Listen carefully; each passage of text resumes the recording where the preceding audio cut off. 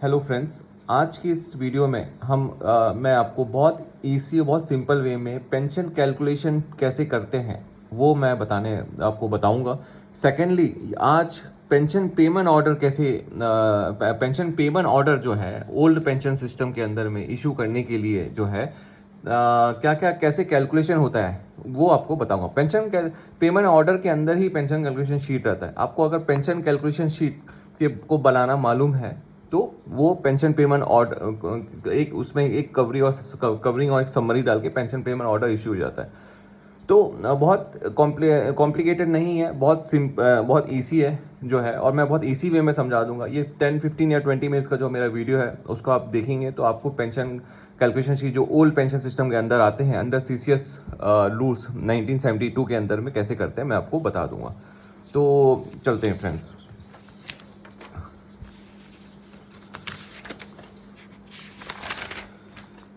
Pension calculation sheet के अंदर में 3 पार्ट रहता है। पहला, कैसे बेसिक पेंशन कैलकुलेट करना है, कैसे पेंशन कैलकुलेट करना है। सेकंड, सेकंड उसमें क्या होता है फैमिली पेंशन। थर्ड में कैसे ग्रेचुइटी कैलकुलेट करते हैं। और फोर्थ में कम्यूटेशन ऑफ पेंशन भी मैं आगे जाके आपको समझाऊंगा, क्योंकि इसी वीडियो में मैं सब एक्सप्लेन करूंगा तो बहुत टाइम लग जाएगा। ये अपने आप में तो बहुत वास्ट टॉपिक है, लेकिन मैं इसको बहुत इजी वे में आपको समझाना चाहता हूँ। पेंशन यानी कि एक एम्प्लॉय रिटायर होने के बाद में उसको क्या पेंशन मिलता है। फैमिली पेंशन यानी अगर एक एम्प्लॉय सर्विस में रहते रहते अगर उसकी डेथ हो जाती है तो उसकी फैमिली को क्या पेंशन मिलेगा, या सर्विस से रिटायर होने के बाद भी उसको उसको जब डेथ होती है तो उसकी फैमिली को जो पेंशन मिलता है वो कितना अमाउंट का रहेगा। थर्ड है ग्रेचुटी, अभी 7th पे कमीशन में कितना ग्रेचुटी अमाउंट है। फोर्थ है कम्यूटेशन ऑफ पेंशन, जो मैं आगे आपको समझाऊंगा, जिसमें एम्प्लॉय 40% ऑफ अपना पेंशन को कम्यूट कर सकता है, जो कि 15 ईयर से उसके सैलरी से डिडक्ट होता है, उसके पेंशन से डिडक्ट होता है। जो है कम्यूटेशन ऑफ पेंशन बहुत बेनिफिशियल रहता है एम्प्लॉयज़ के लिए, उन लोगों को लेना चाहिए। वो क्यों कैसा वो मैं आगे वीडियो में समझाऊंगा। आज के वीडियो में मैं ये 3 टॉपिक बहुत जल्दी और अच्छी तरह से कवर करूंगा। एक हाइपोथेटिकल एक एग्जांपल को लेते हुए, लेट्स से एक एम्प्लॉय जिनका नेम हम XYZ लेते हैं का जो है रिटायरमेंट मान लो 2023 दिसंबर में हो गया जो है, और रिटायरमेंट 2033 दिसंबर में हो गया। अब महीने के बीच में कभी भी रिटायरमेंट होता है तो फिर उसको लास्ट डे लिया जाता है। यानी अब इस केस में अपन 31 दिसंबर 2023 जो है 31 दिसंबर 2023 उनको रिटायरमेंट मानेंगे। अगर कोई 15 दिसंबर या 2 दिसंबर को रिटायर हुआ, कोई अगर 1 दिसंबर को यानी मंथ के फर्स्ट डे में रिटायर होता है तो उस केस में उसका प्रीसीडिंग मंथ का लास्ट डे लिया जाता है जो है, जो कि मान लो कि 1 दिसंबर को रिटायर हुआ तो इस केस में 30 नवंबर रहेगा रिटायरमेंट एज। तो अभी रिटायरमेंट एज जो हम हाइपोथेटिकल ले रहे हैं वो है 31 दिसंबर 2023 जो है।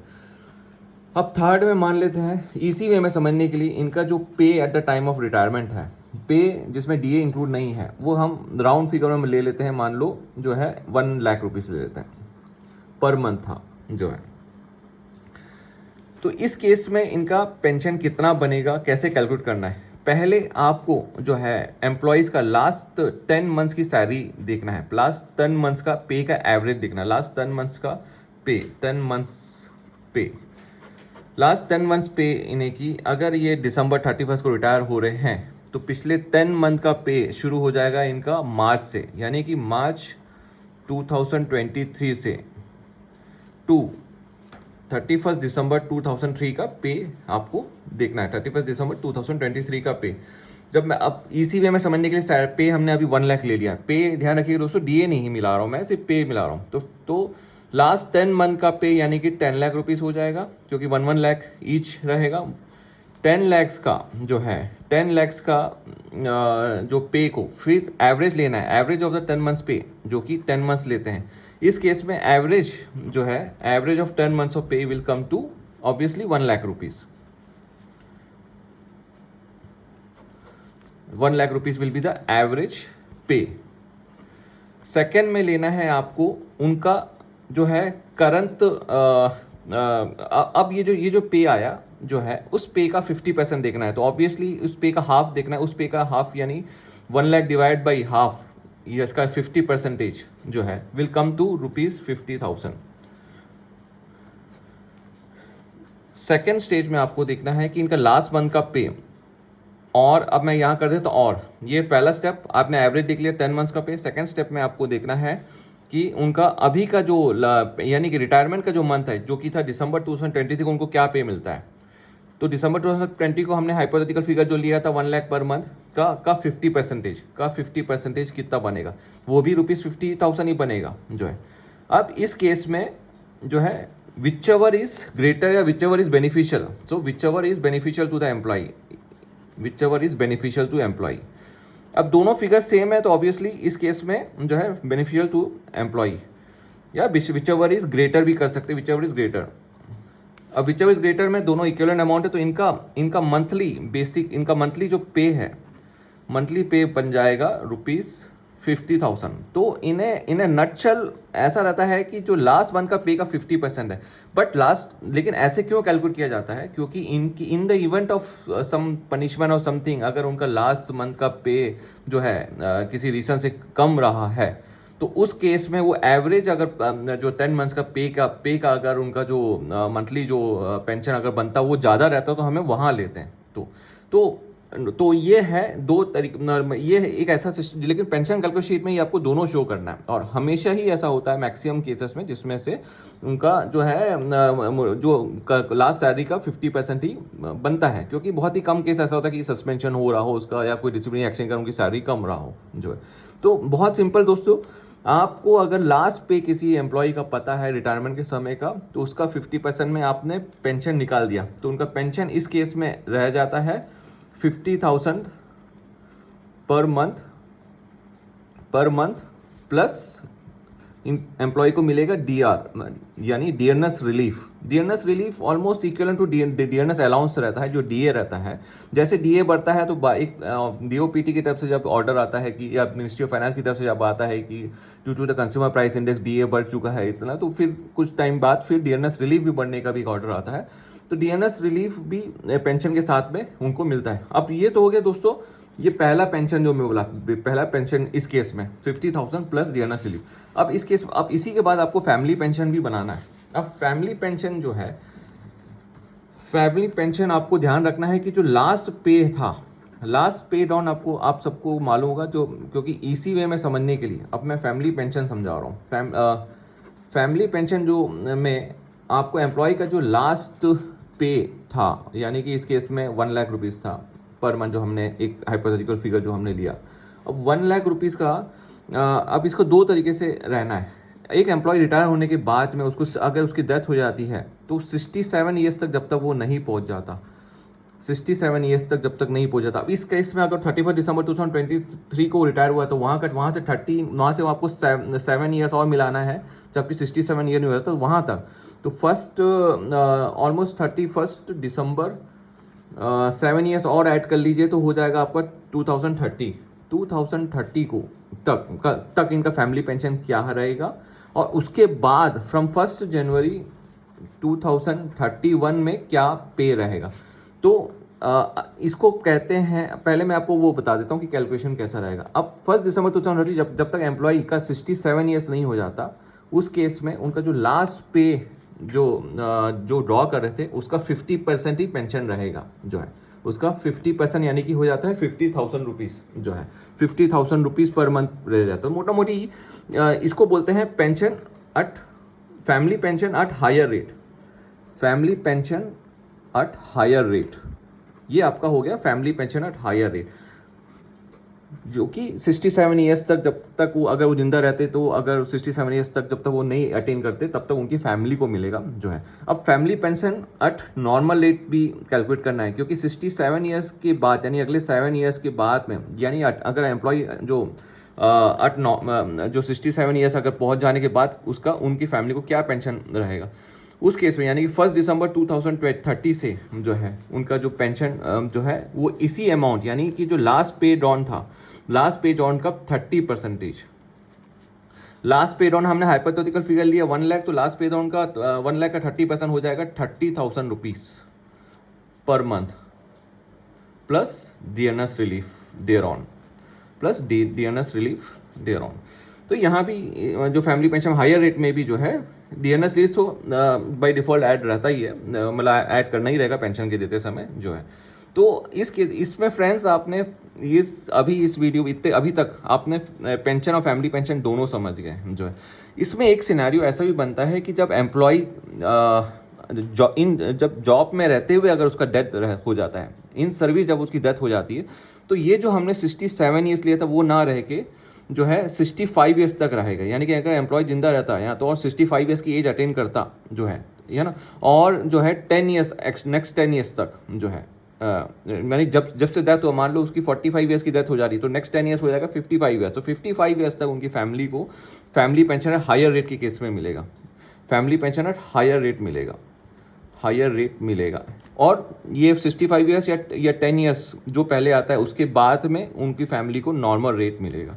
तो ये थोड़ा सा ये रहना है कि जो एम्प्लॉय ये जो इस सिनेरियो में एक फैमिली पेंशन में एक एम्प्लॉय रिटायरमेंट के बाद उनके डेथ होने के बाद के सिनेरियो बता रहा था। इसमें अगर एम्प्लॉय इन सर्विस थी, उनको किसी अनहोनी की दिशा में जब उनकी फैमिली को क्या मिलेगा, तो family pension at higher rate मिलेगा फॉर 65 ईयर्स और 10 ईयर्स, या फिर उसके बाद में हो जाएगा एंड आफ्टर दैट ये हो जाएगा नॉर्मल रेट, ये हो जाएगा नॉर्मल रेट।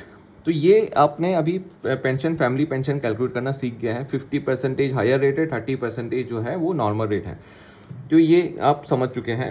अब इसके बाद मैं आपको आता हूँ जो है ग्रेच्युटी कैलकुलेशन में। ग्रेच्युटी कैलकुलेशन में जो है आपको ग्रेच्युटी कैलकुलेशन में आपको पेंशन के साथ साथ यहाँ पे आपको DNS रिलीफ भी देखना है। तो पेंशन का जो अमाउंट है प्लस DNS जो है रिलीफ प्लस एम्प्लॉयज़ कितने साल सर्विस किया। अभी हमने इस केस में जो हाइपोथेटिकल हमने XYZ को लिया, मान लो वो 30 ईयर्स की नौकरी कर लेता या मान लो वो 35 साल की नौकरी कर लेता, है ना, 35 ईयर्स की जॉब के बाद रिटायरमेंट उसका हो रहा है, तो इस 35 ईयर्स का आपको डबल लेना, 6 मंथ्स में लेना है। यानी कि 6 मंथ्स कितना निकाला है उन्होंने 35 ईयर्स में, तो 35 ईयर्स में 6 मंथ्स उनका रहेगा ऑलमोस्ट 70 टाइम्स जो है। लेकिन 76 मंथली का तो है, इसमें आपको जो है मैक्सिमम लेना है 70 नहीं लेना है, 66 ही लेना है। तो जो अगर 20 ईयर्स मान लो किया है तो 20 का 6 मंथ्स होगा 40, तो 40 ले सकते हैं, 66 के नीचे है 30। तो अब 33 ईयर्स के ऊपर जब भी जाएगा तो आपको ध्यान रखना है कि 66 मंथ लेना है। 34 ईयर्स भी काम किया तो 68 आएगा, आपको 66 मंथ लेना है। तो यहाँ पे आ जाएगा into 66 times pension plus DNS relief, pension plus last pay plus DNS relief into 66 maximum रहेगा, और जो रहेगा इतना करने के बाद इंटू इसका 25% रहेगा, या फिर आप 1/4 भी कर सकते हैं। तो अब इस केस में मैं आपको मान लो DNS रिलीफ अगर इसी भाषा में समझने के लिए मान लो 50% DNS अलाउंस मान लो 50% at the time of retirement जो है 50% है। और पे तो मैंने आपको पहले ही बता दिया था, पे जो था उनका सिंपल लैंग्वेज में अगर जो हमने लिया था इसी वे में अंडरस्टैंडिंग के लिए 1 लाख, तो यहाँ पे 1 लाख जो रिटायरमेंट के समय का जो उनकी सैलरी है 1 लाख प्लस DA, यानी कि हो जाएगा 50% ऑफ DA, इसका 50,000 ही हो जाएगा, इंटू 66 इंटू 25%, या फिर 1/4 भी उसको कहा जा सकता है। तो subject to the maximum of 20 lakh है। तो आप अपन इसमें कैलकुलेट करेंगे कि कितना इसका अमाउंट पहुँचता है जो है। एक सेकंड, 1,50,000 इंटू 66 डिवाइड बाई आप 4 कर लो, तो यहाँ पहुँच रहा है इस केस में इनकी सैलरी जो है इनका जो ग्रेच्युटी बनता है 24,75,000। लेकिन ग्रेच्युटी में जो है ग्रेच्युटी में जो मैक्सिमम जो अलाउड है 7 CPC में, पहले 7 CPC से पहले वो 10 लाख था, लेकिन 7 CPC में हो गया 20 लाख मैक्सिमम जो है 7 CPC लागू होने के बाद मैक्सिमम ₹20 लाख तक ही ग्रेच्युटी देना है। तो आप कैलकुलेट कर लिए 24,75,000 चले गया है, लेकिन इसमें और जो है 20 लैक्स विच जो है इसमें विच एवर इज लोअर आ जाएगा। तो इस केस में ग्रेचुटी इनका जो आएगा वो है ₹24 लाख है। तो आपको ध्यान रखना ग्रेचुटी कैलकुलेशन बहुत सिंपल है, जो लास्ट पेड ऑन प्लस उसमें जो डीए है उसका इंटू 66 टाइम्स, क्योंकि जितना मंथ ऑफ सर्विस उन्होंने काउंट किया, मान लो 30 ईयर्स नौकरी करता है इस केस में, तो ये 66 नहीं रहता, ये 60 रहता, 6 महीने का जो है 30 ईयर्स का वो 60 रहता है ना, और इंटू 25% या 1/4 जो है। तो इस केस में आया, अगर वो 1 लाख पे था जो है, तो उस केस में 1 लाख का डीए अगर 50% लेते हैं, जो भी डीए रहता है, दोनों को ऐड करके उसका 66 टाइम्स लेके और इंटू 1/4 24,75,000 अमाउंट आ रहा है। लेकिन मैक्सिमम हम 20 लैक्स ग्रेचुटी अलाउड है आज की डेट में। अगर इंटरव्यू में पूछा जाता है what is the maximum gratuity allowed, तो वो है 20 लैक्स रुपीज़ जो है। तो अगर इस 20 लाख से कम रहता तो उतना मिलता, और मैक्सिमम केस में 20 लाख है। अगर मान लो यहाँ 18 लाख का आता है इनका, तो उस केस में 18 लाख ही मिलता। अभी इस केस में जो हम कैलकुलेट किए तो 24,75,000 से ऊपर आता, तो ग्रेचुटी मैक्सिमम 24 लाख अलाउड है। तो अभी इस 5, 10, 15 मिनट में आप जो है इस वीडियो को अगर देखते रहेंगे तो आपको पेंशन समझ में आ जा रहा है, जो मोटा मोटी लास्ट पे डाउन का 50% रहेगा। बाकी आपको कैलकुलेशन शीट में ये सब शो करना है, पेंशन कैलकुलेशन शीट में। फैमिली पेंशन में भी आपको समझ में आ गया है, लास्ट पे डाउन का नॉर्मल रेट में 30% है, हायर रेट में जो है 50% रहता है पे का जो है, और डीएनएस रिलीफ अलग से रहेगा। कितने साल मिलेगा रिटायरमेंट के बाद, अगर एम्प्लॉई अगर डेथ हो जाता है, लेकिन अगर उसे जिंदा रहते में 67 एज जब तक पहुंचता है तब तक उनको हायर रेट में मिलेगा, और उसके बाद में उनकी फैमिली को नॉर्मल रेट मिलेगा जो है डिपेंडेंट मेंबर्स को। और ये ग्रेचुटी में आपको बता दिया, ग्रेचुटी में last pay plus DA into 66 into 25% है। तो ये 3 चीज़ फ्रेंड्स आपने अभी कैलकुलेट करना जो है आपने सीख लिया है। आगे जाके मैं आपको कम्यूटेशन ऑफ पेंशन के बारे में भी आपको बताऊंगा कि क्या अगले वीडियो में, कि कम्यूटेशन ऑफ पेंशन बहुत एक इम्पॉर्टेंट फैक्टर है। बहुत सी सिनेरियो में एम्प्लॉय को लेना चाहिए, क्योंकि उसे थोड़ा फ़ायदा ज़्यादा मिलता है।